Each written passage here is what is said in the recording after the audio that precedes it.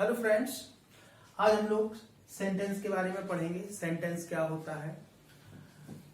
सभी लोगों ने पहले भी कई बार आप लोगों ने पढ़ा होगा, तो देखते हैं कि सेंटेंस क्या होता है, इसको कैसे डिफाइन किया जाता है या इसकी परिभाषा क्या होती है। सेंटेंस की परिभाषा जैसा कि लिखी हुई है, a group of words that makes a complete sense is called a sentence.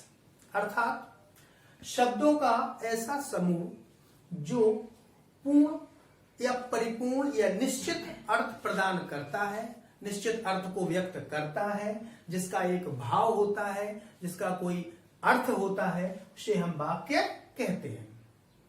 यानी कि शब्दों का समूह जिसका अर्थ भी हो, तभी हम उसे वाक्य कहते हैं। जैसे कि एग्जाम्पल नंबर पहले में हम लोग देखते हैं कि लिखा है सी रीडिंग इज रूम इन हर।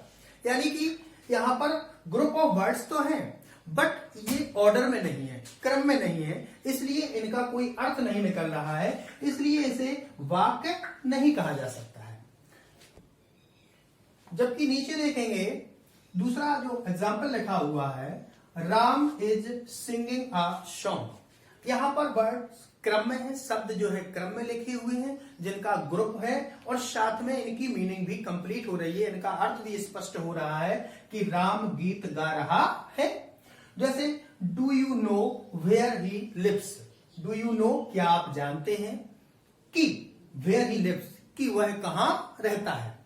अब आप लोग सोच रहे होंगे कि यहां पर वेयर शब्द आ गया है, डू शब्द भी आ गया है, तो इसमें क्या समस्या है।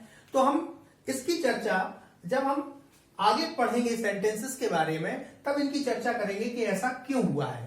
एक्चुअली में ये कॉम्प्लेक्स सेंटेंस है, जिसमें एक से ज्यादा फाइनाइट वर्ब आई हुई है, एक डू आई हुई है और दूसरी लिव्स आई हुई है। इसके बारे में आगे वीडियो जब आएंगे तब उसकी चर्चा करेंगे।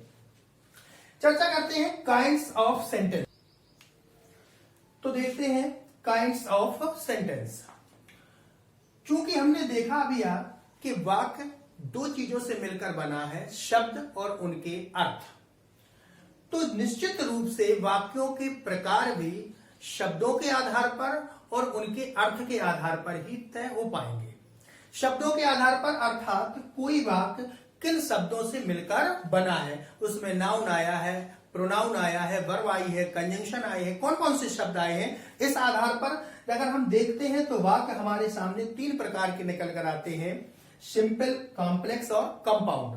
सरल वाक्य, मिश्रित वाक्य और संयुक्त वाक्य। जबकि जब हम किसी वाक्य का अर्थ देखते हैं, उसका भाव देखते हैं कि भाव के आधार पर इस वाक्य का अर्थ कैसा है, तो उसे हम 5 प्रकार से बांट सकते हैं, जिनमें पहला असर्टिव यानी कि विधि सूचक वाक्य, दूसरा इंटेरोगेटिव यानी कि प्रश्नवाचक वाक्य, तीसरा इंपरेटिव यानी कि आज्ञार्थक वाक्य, तीसरा एक्सक्लेमेटरी विस्मयादि बोधक वाक्य और ऑप्टेटिव सेंटेंस, इसका मतलब है इच्छा या कामना सूचक वाक्य।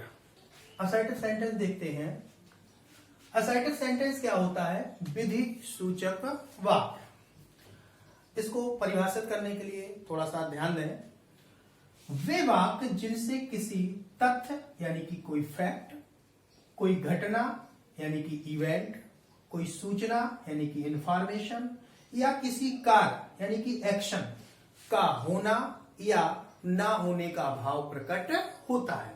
यानी वे वाक्य जिनसे किसी कोई घटना, कोई कार्य हो रहा है, नहीं हो रहा है, इनका बोध हो, तो ऐसे वाक्य कहलाते हैं असर्टिव सेंटेंस।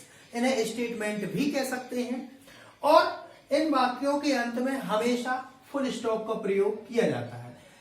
और साथ में अगर इनको पहचानना है तो सबसे अच्छी चीज होती है कि हम ये देखें कि वाक्य की शुरुआत किससे हुई है।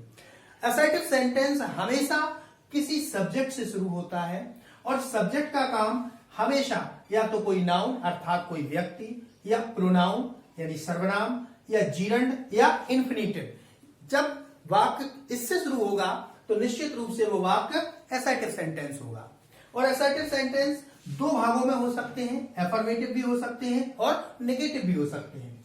अगर किसी वाक्य में किसी कार्य का होना दिखाया जाए तो एफर्मेटिव, ना होना दिखाया जाए तो निगेटिव।